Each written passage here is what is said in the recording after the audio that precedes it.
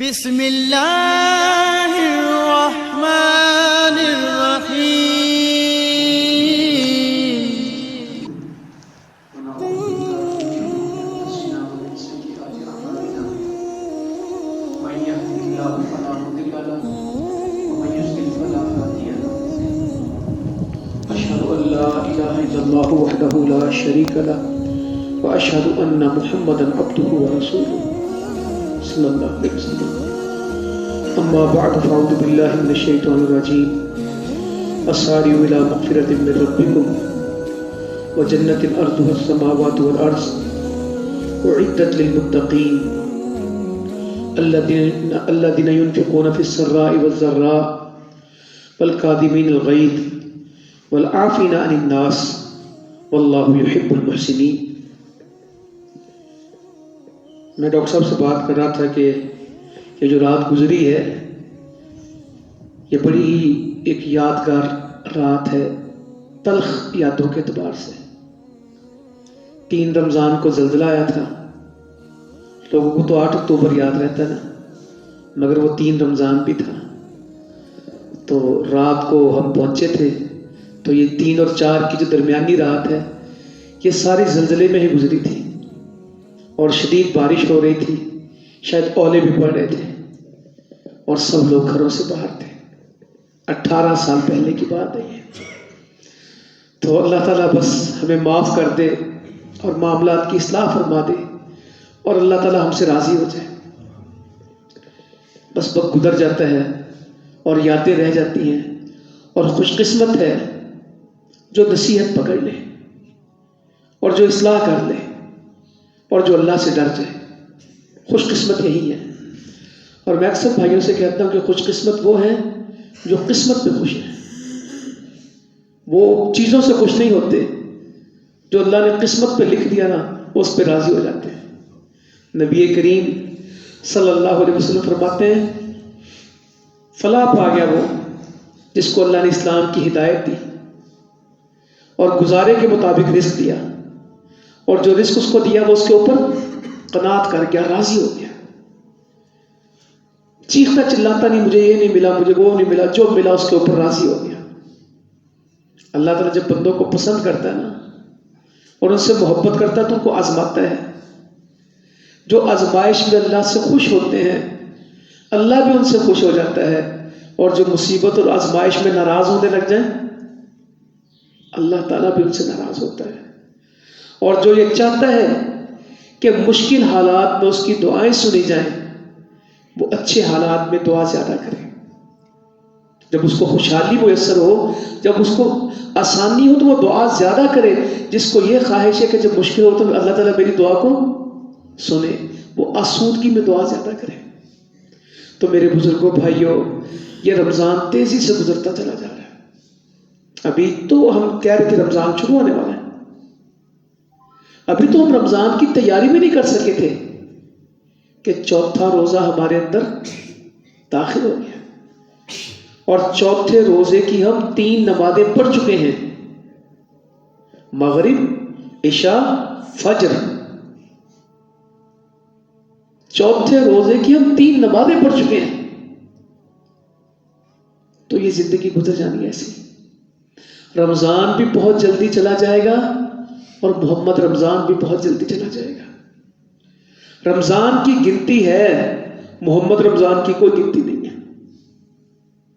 رمضان تو 29 دن ہوگا، 30 دن ہوگا. کل کے زندہ آج فوت ہو جائیں گے اور آج کے زندہ کل فوت ہو جائیں گے. قبرستانوں میں لوگوں نے چلے جانا ہے. تو بڑا ہی خوش قسمت آدمی ہوگا، اللہ تعالیٰ ہمیں اس میں کر دے جو اس رمضان میں اپنے گناہ بخشوا لے گا، جو اللہ تعالیٰ سے توبہ کر لے گا، جو اللہ سے معافی مانگ لے گا، جس کا دل اس کو گواہی دے گا کہ میری معافی ہو گئی، اور اس کا دل دھل جائے گا. نبی کریم صلی اللہ علیہ وسلم فرماتے ہیں بندہ گناہ کرتا ہے، ایک نقطہ سیاہ اس کے دل پہ لگتا ہے، پھر گناہ کرتا ہے، نقطہ لگ جاتا ہے، حتیٰ کہ نقطے لگ لگ کے دل کیا بن جاتا ہے؟ بالکل سیاہ. پھر آیت پڑھی کلا بران علی قلوبہم ما کانوا یکسبون. ہر کس نے ان کے دلوں کے اوپر زنگ چڑھ گئے ہیں جو عمل انہوں نے کیے، جو گناہ انہوں نے کیے، جو کسب کرتوت انہوں نے کیے، ان کے دل تو سیاہ ہو گئے، زنگ آلود ہو گئے. اور پھر بندہ توبہ کرتا ہے، اللہ سے معافی مانگتا ہے، دل دوبارہ کیا ہو جاتا ہے؟ جگمگانے لگ جاتا ہے. تو اللہ سے دعا کریں گے اس رمضان میں ہمارا دل جگمگانے لگ جائے. اور رمضان المبارک ہمارے تو بس ڈاکٹروں نے، حکیموں نے، ہم سب نے نا ایک دوسرے کو کسی اور چکر میں ڈال دیا ہے. اعمال کا دار و مدار نیتوں کے اوپر ہے. اگر نیت یہ بن گئی نا کہ میں نے اس میں وزن ٹھیک کرنا ہے، میں نے اس میں صحت ٹھیک کرنی ہے، میں نے اس میں ڈائٹ پلان کرنا ہے، تو اجر اس کا ملے گا. اور اگر یہ نیت بن گئی کہ میں نے اس سے تقوی حاصل کرنا ہے، جو نیت کرے گا وہی ملے گا نا. تو نیت ایک کرنے کے اللہ تعالیٰ تقوی دے دے اور میرا دل ٹھیک ہو جائے.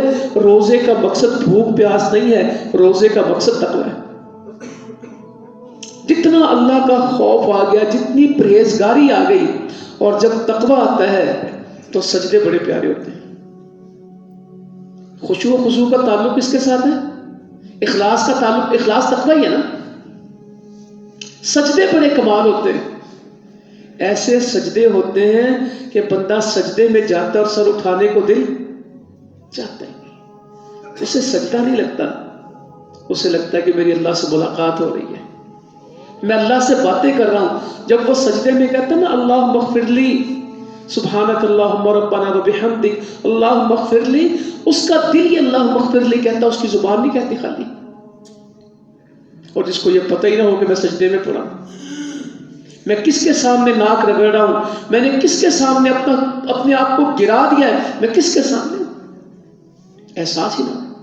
تو احساس پیدا ہوتا ہے تقوی کے ساتھ کہ میں اللہ سے باتیں کر رہا ہوں. اس کو نماز، وہ احسان کیا ہے حدیث جبرائیل میں، کہ جب جبرائیل علیہ السلام نے پوچھا کہ احسان کیا ہے، تو آپ نے فرمایا نماز پڑھ کہ تو اللہ کو دیکھ رہا ہے. اگر یہ احساس پیدا نہ ہو تو کم از کم یہ احساس پیدا کر کہ اللہ تجھے دیکھ رہا ہے، میں اللہ کو دیکھ رہا ہوں، اللہ تعالیٰ سے باتیں کر رہا ہوں.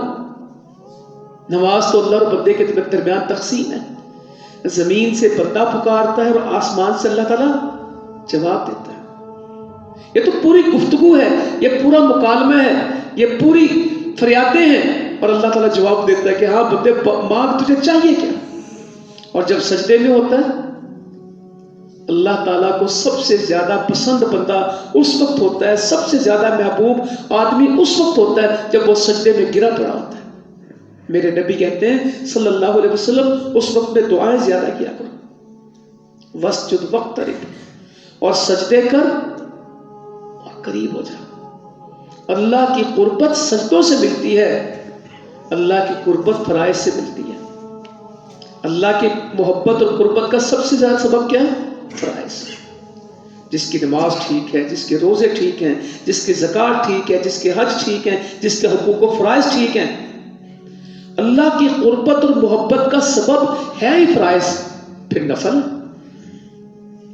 نفل پڑھ پڑھ کے بندہ اللہ کے اتنے قریب ہو جاتا ہے کہ اللہ تعالیٰ کہتے ہیں کہ میں اس کے ہاتھ بنتا ہوں جس سے یہ پکڑتا ہے، میں اس کے پاؤں بنتا ہوں جس سے یہ چلتا ہے، میں اس کی آنکھیں بنتا ہوں جس سے یہ دیکھتا ہے، میں اس کے کان بنتا ہوں جس سے یہ سنتا ہے. یعنی اس کے ہر عمل، اس میں ہر جسم کے حصے میں اللہ کی اطاعت آ جاتی ہے، اللہ کی مدد آ جاتی ہے، اللہ کی بندگی آ جاتی ہے. اس کے ہاتھ پہ نافرمانی، اس کے پاؤں پہ نافرمانی نہیں کرتے، اس کے کان گناہ نہیں سنتے، اس کی آنکھیں گناہ نہیں دیکھتی.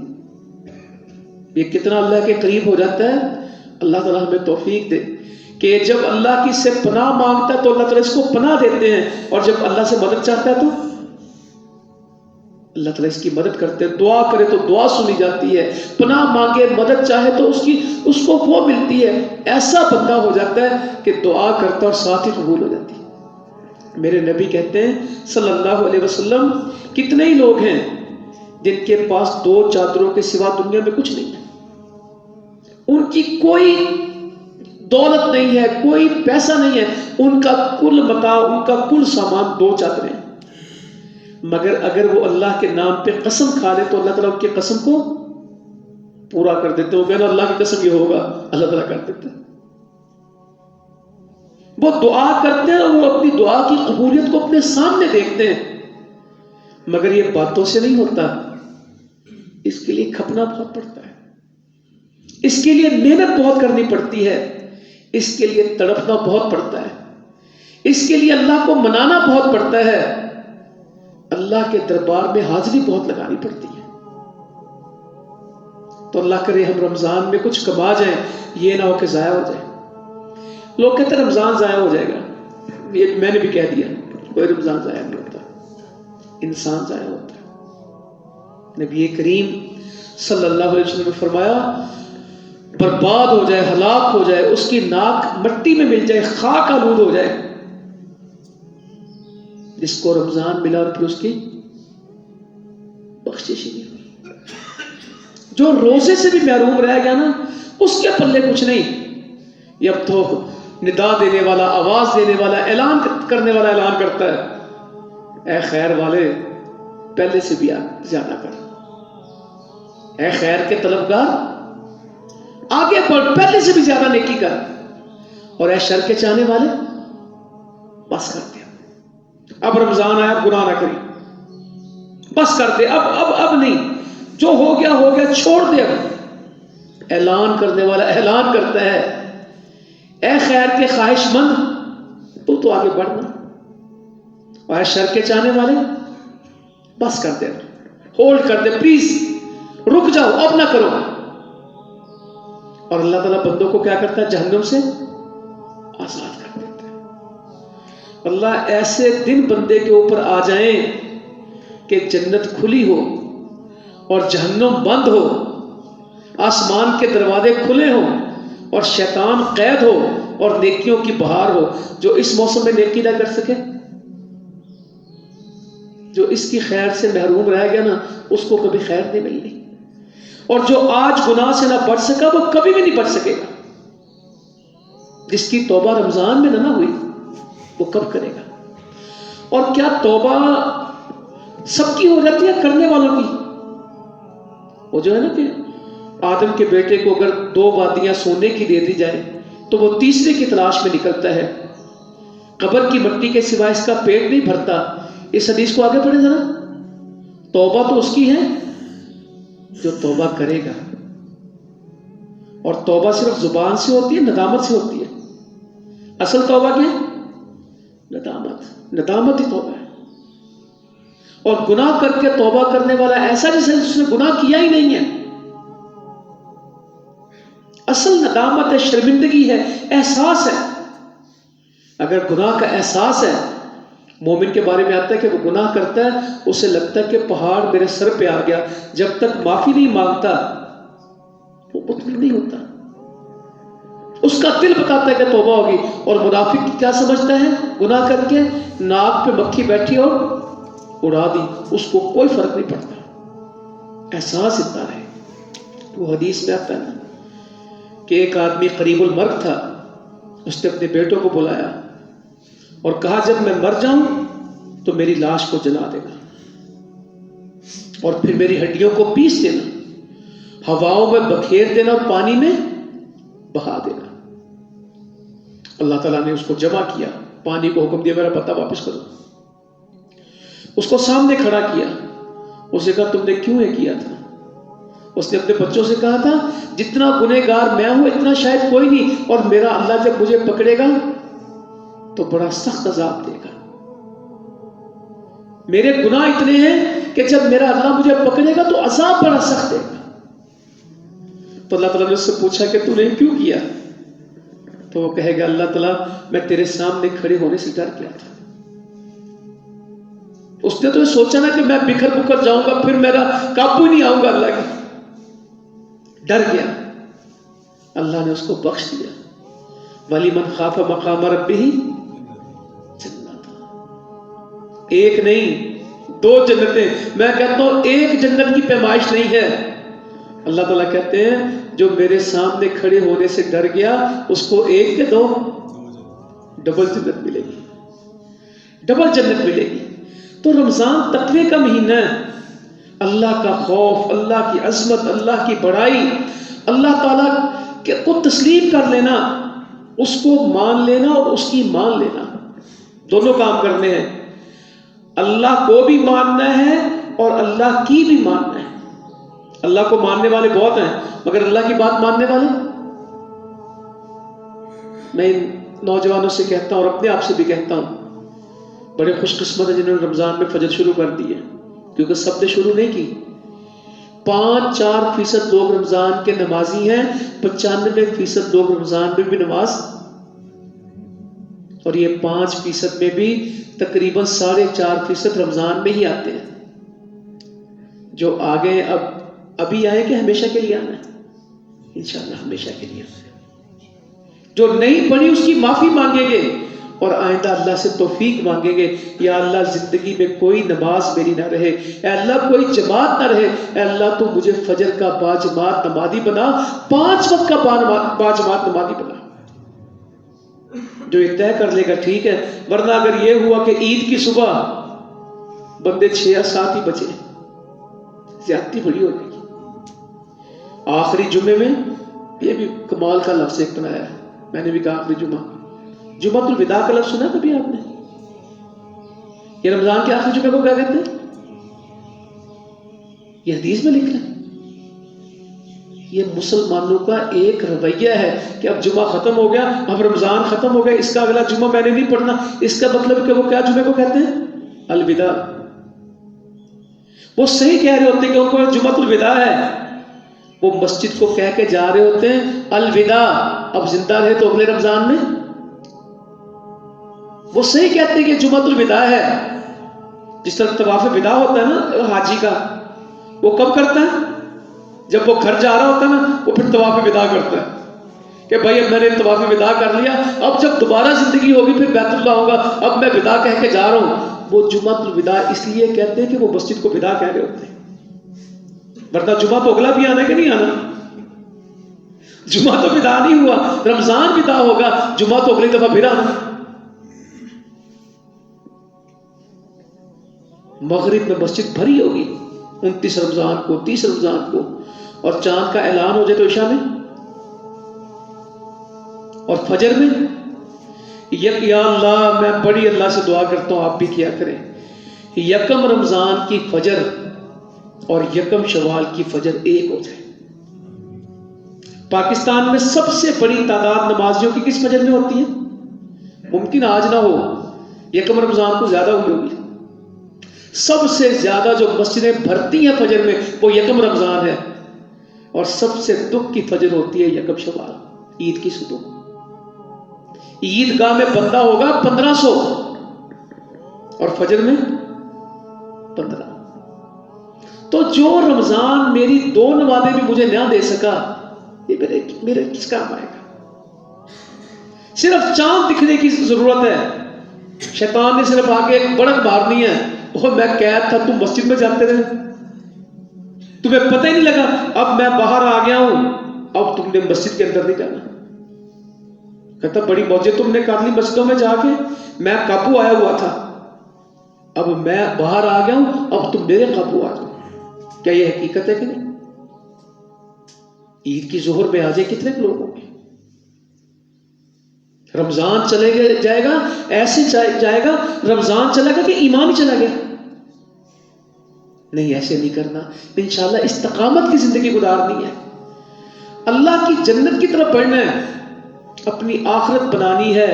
بہت قریب ہماری موت ہے، ہم سے پہلے کبھی کبھی نا ٹھنڈے دل سے بیٹھ کے ان صفوں کا جائزہ لیا کرے اس مسجد کا، کہ کتنے نمازی تھے جو 10 سالوں میں اس مسجد میں نہیں ہے۔ ممکن ہے کہ پوری ایک صف کی گنتی نکل آئے جو ہے ہی نہیں۔ میں ایک دن اپنے خاندان میں بیٹھا سوچتا تھا، میں نے اپنی زندگی میں اپنی پڑنانی دیکھی، دادا دیکھا، دادی دیکھی، نانا نانی، والدہ والد، پھر ان کے چچا تایا، بہت رشتے دیکھے۔ اب میرے پاس کیا ہے؟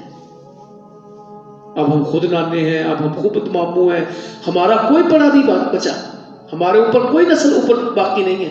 جو ہمارے رشتے تھے ہم اس جگہ پہ کھڑے، اور عنقریب جس قبرستان میں وہ ہے اس کے آزو بازو میں ہماری کوئی قبر پڑی ہوگی۔ قبرستان میں ایک بات لکھی ہوتی، کمال کی بات لکھی ہوتی، میں نے قبر پہ لکھا دیکھا باقاعدہ، میں اہم تھا، یہ وہم تھا، میرے بغیر دنیا نہیں چلتی، میرے بغیر دکان نہیں چلتی، میرے بغیر کاروبار نہیں چلتا، میرے بغیر گھر نہیں چلتا، میرے بغیر نظام نہیں چلتا۔ آخر جی نظام بھی تو چلانا ہے۔ کہنے لگا قبر پہ میں نے خود لکھا دیکھا، میں اہم تھا، یہ وہم تھا۔ اکثر قبرستانوں پہ لکھا ملتا ہے، جیسے تم ہو ایسے ہم تھے، اور جیسے ہم ہیں ایسے تم ہو جاؤ گے۔ انہی دکانوں میں بڑی بڑی کوٹھیوں میں سے گزریں گے تو باہر مالک مکان کا نام لکھا ہوتا ہے، ساتھ لکھا ہوتا ہے مرحوم۔ چیک بک بدل جاتی ہے، گاڑیوں کے نام بدل جاتے ہیں۔ کہتے ہیں ایک وقت ہوتا ہے کہ ہم زمین کا انتقال اپنے نام کرواتے ہیں، اور ایک وقت ہوتا ہے کہ گھر والے ہمارا انتقال کس کے نام کر دیتے ہیں؟ زیادہ شوق زمین کا انتقال کروانے کا کہ زمین کے نام انتقال ہونے کا؟ تیاری زمین کے انتقال کی نہیں کرنی، تو تیاری تو یہ انتقال منتقل کو کہتے ہیں نا، اس کی زمین اس کے نام منتقل ہوگی۔ ہم کہتے ہیں جتنا شوق مسلمانوں کو رجسٹری کے انتقال کا ہے نا، زمین کے انتقال کا ہے، اللہ کرے اتنا شوق اپنے انتقال کا ہوتا ہے۔ نبی کریم صلی اللہ علیہ وسلم فرماتے ہیں جسے اللہ سے ملاقات کا شوق ہے اللہ کو بھی اس سے ملنے کا شوق ہے، جسے اللہ سے ملنے کا شوق نہیں اللہ کو بھی اس سے ملنے کا کوئی شوق نہیں۔ تو صحابہ رو پڑے کہ اللہ سے ملاقات کا مطلب تو موت ہے، تو موت کو تو کوئی پسند نہیں فرمایا کرتا۔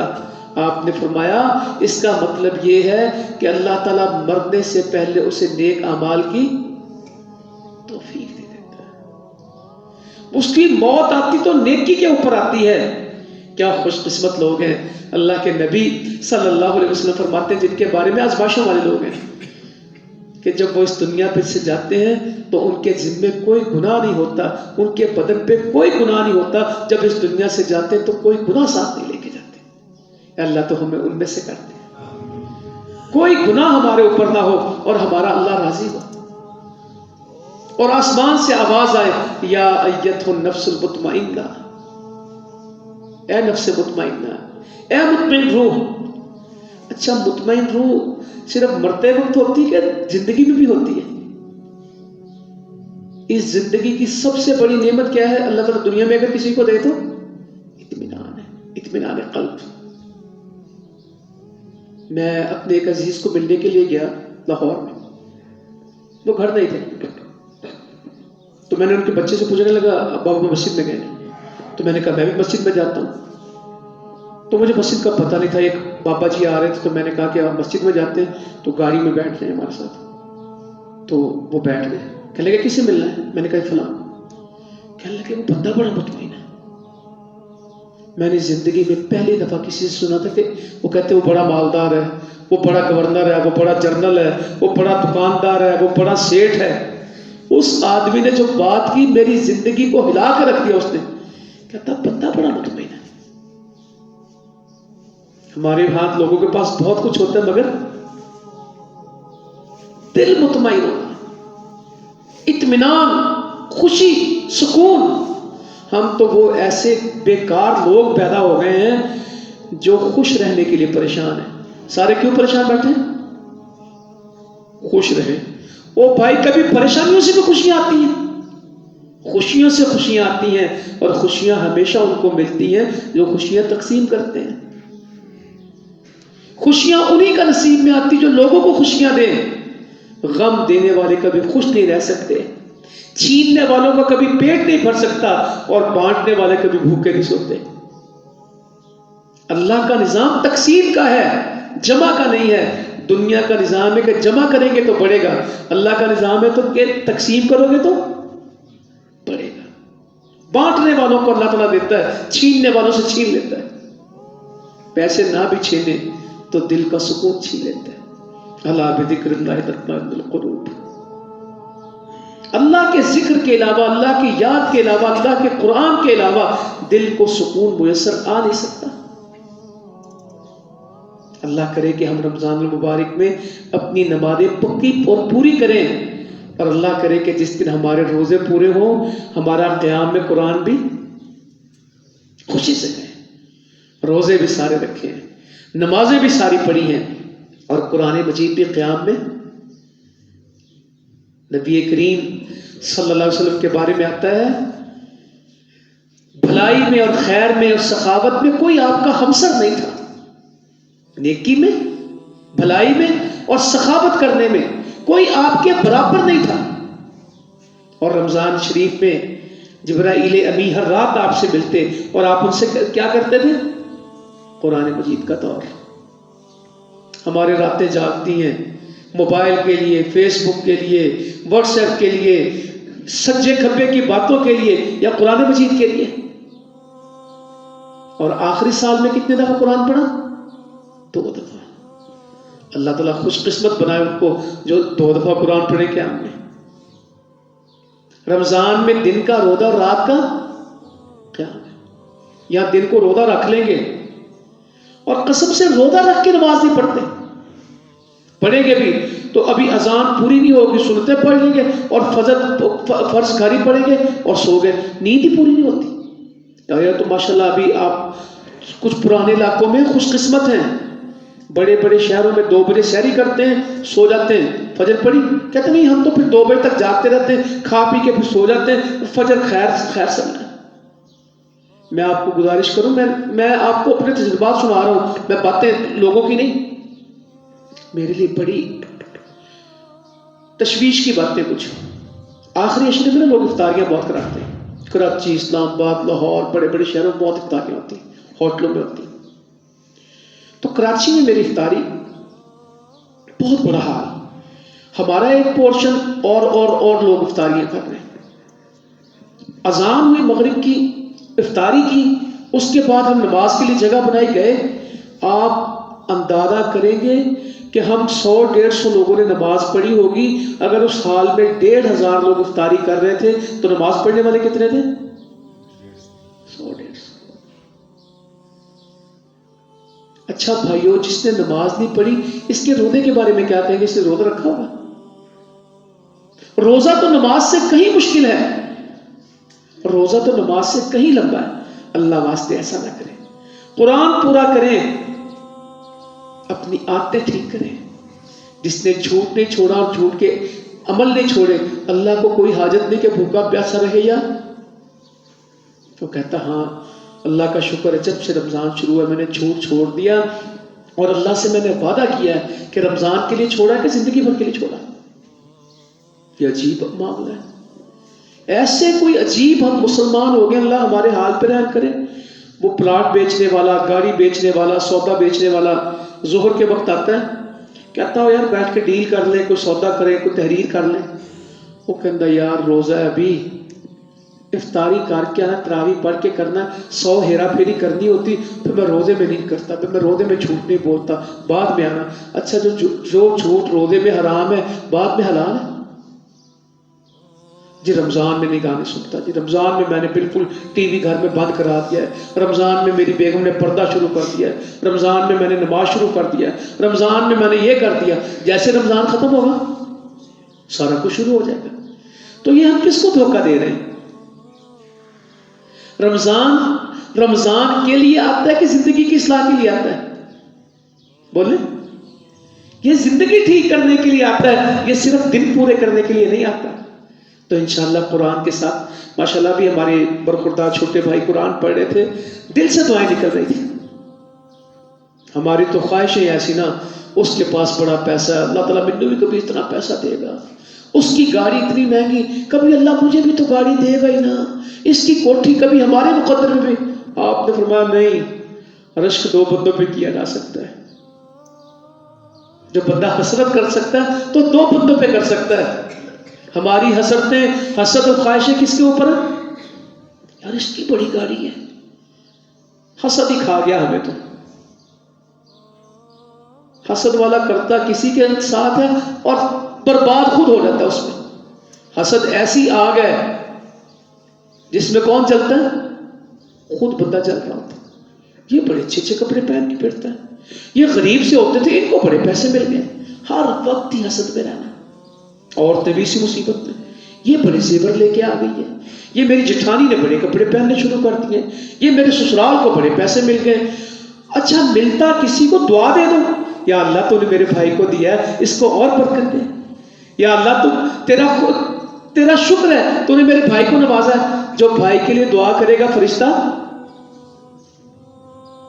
اور جو چیز اللہ سے لینی ہو نا وہ دوسروں کے لیے مانگنا شروع کر دے، اللہ تعالیٰ ضرور دے دے گا. اور جو دوسروں کے ملنے پہ پریشان ہو، اللہ نے ان کو تو بڑا دیا، ہم تو بڑے پڑے. اللہ تعالیٰ سے شکوے نہیں کرنے، اللہ کا شکر کرنا ہے. اور جو تھوڑی چیز پہ شکر نہیں کرتا وہ زیادہ پہ بھی، یہ حدیث ہے، جو تھوڑی مقدار پہ شکر نہیں کرتا وہ زیادہ پہ بھی نہیں کر سکتا. تو دو بندوں پہ حسد ہے، دو بندوں پہ رشک ہے. ایک جس کو اللہ نے مال دیا، پھر وہ اس کے مکان بناتا ہے، اس کی کوٹھیاں کاریں، اس پہ نہیں. جس کو اللہ نے مال دیا اور وہ دن رات اللہ کے راستے میں خرچ کرتا ہے، اور بندہ کہے اللہ تو مجھے بھی دیتا اور میں بھی خرچ کرتا. اور دوسرا کون ہے؟ جس کو اللہ نے قرآن دیا. جس کو اللہ نے قرآن دیا وہ قرآن پڑھے اور بندہ کہے یا اللہ یہ قرآن تو مجھے بھی دیتا، اس طرح میں بھی پڑھتا. ہمارے قاری صاحب قرآن پڑھ رہے تھے اور میرے دل میں آتا یا اللہ میرا بیٹا بھی اس طرح ہی قرآن پڑھتا ہے، یا اللہ میرا پوتا بھی اس طرح ہی قرآن پڑھے، یا اللہ میرے بچوں کو بھی اس طرح قرآن دے، میں بھی اس طرح قرآن پڑھوں. یہاں دنیا کے مقابلے تو بہت ہیں، فلاں کا بیٹا ڈاکٹر بنا، میں نے ضرور بنا، اور بنا لیں، مگر کیا قرآن آ گیا؟ قرآن کے اوپر ہے. اور قرآن کے ماہر دنیا میں تو ممکن ہے پیچھے رہ جائیں. ان مولویوں کی زندگی بڑی سخت ہوتی ہے. آج بھی دیہات کے مولوی کی تنخواہ کتنی ہے؟ بولے 10,000 12,000 بھائی 5,000 کہہ رہے ہیں، یہ بھی مانا جا سکتا ہے. میں کونسے کے سیلاب میں کام کر رہا ہوں، میں ان سے پوچھتا ہوں کیا تنخواہ ہے؟ کہتے ہیں سال کی گندم 20 من. تو میں نے کہا کہ پھر زندگی کس طرح گزرتی ہے؟ کہنے لگے کہ ہم قرآن پڑھاتے ہیں، اللہ ہمیں بھوکا نہیں مارے گا. ہم قرآن کے ساتھ جڑے ہیں، ہم قرآن کی خدمت میں لگے، تنگی ضرور ہے مگر اللہ تعالیٰ ضائع نہیں کرے گا. میں حیران ہو گیا، گھر بالکل سیلاب میں مٹ گئے، اللہ نے پھر برباد کیا. 10,000 5,000 میں قرآن پڑھا رہے لوگ، دنیا میں کچھ نہیں. مگر قیامت کے دن اللہ کے قریبی فرشتوں کے ساتھ کون ہوں گے؟ مقرب فرشتوں کے ساتھ وی آئی پی پروٹوکول میں کون ہوں گے؟ Guard of honour. عزت کن کو فرشتے کن کو پروٹوکول دیں گے؟ جو قرآن کے ماہر ہیں، قاری ہیں. اور فرمایا جو اٹک کے پڑھتا ہے اس کا بھی دل چاہتا ہے کہ قاری بنے، اس کا بھی دل چاہتا ہے کہ حافظ بنے، اس کا بھی دل چاہتا ہے کہ ایک فلو میں پڑھے. پڑھا نہیں چاہتا، بوڑھا ہو گیا، اٹکتا ہے، کبھی بھولتا ہے کبھی یاد آتا ہے. اس کو کتنا اجر ہے؟ ڈبل، دوہرا، ایک پڑھنے کا ایک اٹکنے کا. کیا اللہ تعالیٰ تیرے پہ قربان جائیں. دنیا میں اٹکے تو لوگ سنتے نہیں ہیں، کہتے تجھے یاد نہیں ہے. اللہ تعالیٰ کہتا تو اٹک کے بھی پڑھ، تیرے اٹکنے کا اجر الگ ہوگا، تیرے پڑھنے کا اجر الگ ہوگا. تو اس قرآن کے ساتھ جڑ جانا ہے انشاءاللہ، اس کو سمجھنا ہے، اس کو یاد کرنا ہے، اس کی تلاوت کرنی ہے، اس پہ عمل کرنا ہے، اس کی دعوت دینی ہے، اس کو اپنے ملکوں میں، معاشروں میں، تجارتوں میں، معیشت میں، گھروں میں اس کے نظام کو لے کے آنا ہے. قرآن صرف اسلام آباد میں لانے کی چیز نہیں ہے، ہر چیز میں لانے کی ضرورت ہے. انصاف صرف عدالت میں نہیں ہوتا، انصاف گھر میں بھی ہوتا ہے، انصاف کاروبار میں بھی ہوتا ہے، انصاف رشتوں میں بھی ہوتا ہے، انصاف لین دین میں بھی ہوتا ہے. اللہ تعالیٰ کے محبوب بندے جو انصاف کرتے ہیں وہ ہر معاملے میں انصاف کرتے ہیں. تو انشاءاللہ کریں گے کام، بڑی ضروری ہے. اپنے اخلاق اچھے کریں. اللہ اکبر. میں نے آیت آپ کے سامنے پڑھی، اب پڑھو اس جنت کی طرف اور اللہ کی مغفرت کی طرف، جس جنت کی چوڑائی کتنی؟ زمین و آسمان کے برابر. عدت للمتقین، روزہ تقویٰ دیتا ہے. اور جنت کس کو ملنی ہے؟ متقین کو. ہدایت کس کو ملنی ہے؟ ذالک الکتاب لا ریب فیہ ھدی للمتقین. ایک روزے سے تقویٰ ملے گا، ہدایت بھی اسی سے ملے گی، کامیابی کس سے ملے گی؟ ان للمتقین مفازا. متقیوں کے لیے ہدایت ہے. اللہ کرے ہم تقوی کو پڑھیں. قرآن مجید کا بہت بڑا شعبہ ہے تقوی. ان المتقین فی جنات و عیون، جنتیں بھی متقین کے لیے. کہا پڑھو اللہ کی مغفرت کی طرف، جنت کی طرف جس کی چوڑائی زمین و آسمان کے برابر متقین کے لیے بنائی، جو تنگی میں بھی خرچ کرتے ہیں، آسانی غصے کو پی جاتے ہیں، لوگوں کو معاف کرتے ہیں، اور اللہ تعالیٰ نیکی کرنے والوں سے بڑی محبت کرتا ہے، بڑی محبت کرتا ہے. تو اپنے معاملات ٹھیک کریں. نبی کریم صلی اللہ علیہ وسلم کے پاس ایک کیس آ گیا کہ ایک عورت ہے، تہجد بہت پڑھتی ہے، نفلی روزے بہت رکھتی ہے، صدقے خیرات بہت کرتی ہے، ہمسایوں کے لیے اچھی نہیں ہے، ہمسایوں کو ستاتی ہے. آپ نے فرمایا کہاں جائے گی؟ تہجد گزار، نفلی روزے، صدقے خیرات، ہمسایوں سے بری. فرمایا ایک عورت ہے صرف فرض پڑھتی ہے، صرف فرض کا ارتکاب کرتی، نفل نہیں پڑھتی، فرض. صدقہ کرے تو کتنا کرتی ہے؟ پھٹا دودھ پنیر، ہمسایوں کے لیے بہت اچھی. فرمایا کن میں سے ہے؟ جنت. ایسا نہ ہو کہ ہم نیکیاں کریں اور ضائع کر دیں، اور ایسی بوری میں ہماری گندم پڑی ہے جس میں سوراخ ہے، ایسی تھیلی میں پیسے رکھیں جو نیچے سے پھٹی ہوئی ہے. کبھی بھی کوئی پھٹی ہوئی جیب میں پیسے، روزے، تلاوتیں، نمازیں سنبھال کے رکھنی ہے، ضائع نہیں کرنی. میرے نبی صلی اللہ علیہ وسلم پوچھتے ہیں صحابہ کو، آپ بھی مثالیں کمال دیتے تھے. ایک دفعہ پوچھنے لگے بانج کون ہے؟ تو صحابہ نے کہا جس کی اولاد نہ ہو. کہا نہیں، جس کا کوئی بچہ چھوٹی عمر میں فوت نہ ہوا ہو اور اس کی آخرت کا ذخیرہ نہ بنا ہو، یہ بانج ہے. ایک موقع میں پوچھا پہلوان کون ہے؟ کہا جو کسی کو پچھاڑ دے، کسی کو شکست دے دے. کہا نہیں، پہلوان وہ نہیں ہے. پہلوان کون ہے؟ جو اپنے غصے کو قابو کر لے. رمضان میں جن کو غصہ نہیں آتا کامیاب ہوتا ہے. جنہوں نے پورے رمضان میں کوئی جھگڑا نہیں کرنا. جھگڑا کرنے والے سے بھی کیا کہنا؟ انی صائم، میں روزہ دار ہوں، میں جھگڑا نہیں کرتا. تو جو کہتے روزے میں مجھے غصہ زیادہ آتا ہے. ایک بندہ کہتا میں غصہ کھا جاتا ہوں. تم نے غصہ کھاتے، غصہ تمہیں کھاتا ہے. اتنا بندہ غصہ نہیں کھاتا جتنا غصہ بندے کو کھا جاتا ہے. بندے کے کردار کا اصل دشمن کیا ہے؟ بد اخلاقی، غصہ. ایک حدیث کی آخری لائن ہے، نیک اعمال کو اخلاق، بندے کا برا اخلاق کس طرح ضائع کر دیتا ہے؟ جس طرح سرکہ شہد میں سرکہ ڈال دینا برباد ہو جاتا ہے، اور بندے کی نیکیوں میں اس کا برا اخلاق ڈال دے تو ساری نیکیاں برباد. تو فرمانے لگے مفلس کون ہے؟ تو صحابہ نے کہا جس کے پاس درہم نہ ہو، دینار نہ ہو، کھانا پینا نہ ہو، یہ مفلس ہے. کہا نہیں، قیامت میں کیا لائے گا؟ سنتے جانا آپ نے، نماز، روزے، صدقات، حج. کیا نیک آدمی، نمازیں بھی اس کے پاس ہیں، روزے بھی اس کے پاس ہیں، صدقات بھی اس کے پاس ہیں، اور حج بھی. اس سے اچھا کوئی آدمی ہے جو سب کچھ ساتھ لائے جنت قیامت میں. مگر کسی کو مارا، کسی کا حق دبایا، کسی کو گالی دی، کسی پہ بہتان لگایا. گالی، بہتان، قتل، مار نہیں کرنا. اللہ تعالیٰ کہے گا اپنی نیکیاں دے ان کو. وہاں کچھ نہیں چلے گا، نیکیاں دے. اگر نیکیوں سے بیلنس ہو گیا تو ٹھیک ہے، ورنہ لوگوں کے گناہ اس کو دیے جائیں گے، اور یہ لوگوں کے گناہ سر پہ اٹھا کے کہاں ڈالا جائے گا؟ جہنم میں. جنت کے لیے ضروری ہے کہ لوگوں کے معاملات ٹھیک کریں اور جنت کی طلب رکھیں. میں اپنی بات پوری کروں. اللہ صحابہ میں پڑھا تھا، کیا لوگ تھے. اللہ تعالیٰ ہمیں توفیق عطا فرمائے کہ ہم اپنے اندر جنت کی طلب پیدا کریں.